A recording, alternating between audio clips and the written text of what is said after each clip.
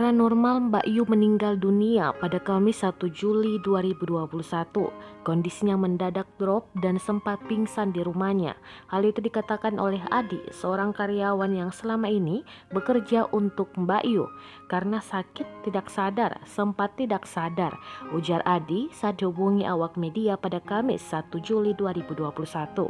Adi tak mengetahui pasti kronologi pingsannya Mbak Yu. Ia belum berani memberikan keterangan secara pasti kepada awak media. Adi mengatakan dirinya belum mendapat kabar lebih lanjut terkait meninggalnya Mbak Yu.